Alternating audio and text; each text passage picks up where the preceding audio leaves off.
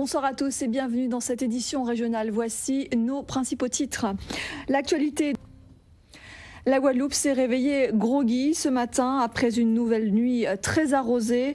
Le bilan de ces pluies diluviennes est lourd. 5 personnes ont trouvé la mort. Il s'agissait de membres d'une même famille. Ils ont été pris au piège dans leur voiture et emportés par les eaux.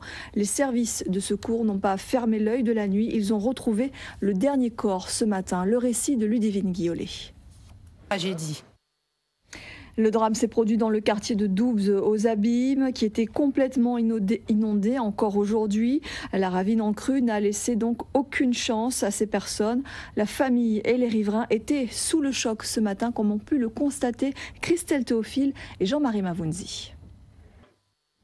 Et malgré une accalmie aujourd'hui, les éléments se sont déchaînés pendant plus de 48 heures. Il a plu quasiment sans interruption et les sols ont été très vite saturés. Cela a provoqué de nombreuses inondations aux 4 coins de l'île. Mais certains quartiers ont été plus durement frappés. Dans les Grands Fonds, l'agglomération pointoise ou encore à Bosredon à Morne-à-l'Eau où se sont rendus Emmanuel Gombault et Ludovic Guédu. Éric Jalton, le maire de la ville, a procédé très rapidement à l'activation de la cellule de crise communale. Il en appelle également à l'État et aux collectivités à la mise en place d'un plan prévention inondation. Jacques Gillot, pour sa part, le président du Conseil général, s'est rendu sur place également tôt ce matin. Il s'est dit prêt à accompagner la ville. On les écoute tous les deux. Alors justement, une question se pose après ces inondations. Comment le risque et le danger ont-ils été appréciés par les pouvoirs publics ? Pourquoi le niveau de vigilance n'a-t-il pas été relevé pour passer du jaune au orange ? La vigilance orange qui, je vous le rappelle, recommande la prudence en raison de phénomènes dangereux comme les inondations. Le commentaire de Marilyn Plaisir avec des images tournées par nos reporters. Alors comment expliquer de telles inondations ? Pourquoi certains quartiers sont-ils très vite pris au piège ? Les constructions sont-elles bien placées ?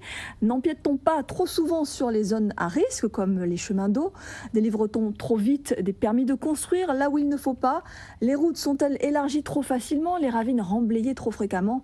Les questions restent posées ce soir. Toujours est-il qu'en 2004, déjà dans ce même quartier des Abîmes, une personne avait péri dans les mêmes circonstances. Regardez.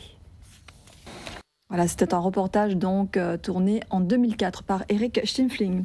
Marie-Luce Panchard, la ministre de l'Outre-mer, est arrivée ce soir par téléphone en direct qui se trouve à Doubs aux Abîmes. Bonsoir Christelle. Alors on attend la ministre qui devrait arriver dans les minutes qui suivent. Christelle, bonsoir, est-ce que vous m'entendez ? Alors visiblement, on a un petit souci de liaison téléphonique avec Christelle Théophile qui est en direct par téléphone avec nous depuis la section Doubs aux Abîmes. Christelle, bonsoir, est-ce que vous m'entendez ? Visiblement, Christelle Théophile, visiblement, ne nous entend pas. Nous tenterons de la joindre à nouveau au cours de ce journal. Mobilisés dès hier soir, les sapeurs-pompiers ont activé le CODIS, le Centre opérationnel départemental d'incendie et de sécurité. Il est déclenché en cas d'événement exceptionnel. Sophie Vingada-Salon et Christian Nankin se sont rendus à Perrin, au cœur de ce dispositif spécial. Quelques minutes, Marie-Luce Panchard, la ministre de l'Outre-mer, est arrivée ce soir en Guadeloupe. Elle doit rencontrer dans quelques instants, dans quelques minutes, la famille endeuillée. Nous allons retrouver sur place à Doubs aux Abîmes Christelle Théophile qui est en principe avec nous en direct par téléphone. Bonsoir Christelle, est-ce que vous nous entendez cette fois-ci ? Oui Laetitia, je vous entends cette fois-ci. Alors Marie-Luce Panchard est donc attendue. Est-ce que vous savez comment va se dérouler cette rencontre avec la famille, avec les riverains ? Donc effectivement, nous sommes actuellement aux Abîmes, section Borico, pas section Doubs, où 3 membres d'une même famille ont péri durant l'accident. À l'heure où je vous parle, l'ensemble des habitants, l'ensemble de la population de Borico, mais aussi des gens venus de toutes parts, sont réunis autour de la famille. Marie-Luce Panchard est attendue activement. Tout ce que je peux vous dire ce soir, c'est que demain, les habitants ont prévu une veillée autour des 3 victimes. La célébration religieuse serait prévue dans la journée de samedi à Borico même. Ensuite, les corps seraient acheminés directement au cimetière.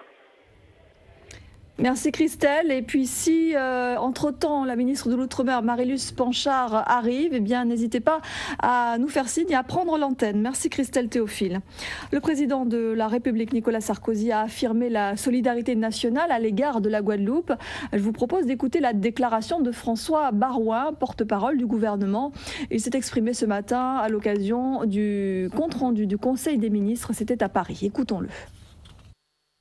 Et le président de région, Victorin Lurel, a fait part de sa vive inquiétude sur cette situation. Il présente ses condoléances aux familles endeuillées et appelle les usagers à une extrême prudence.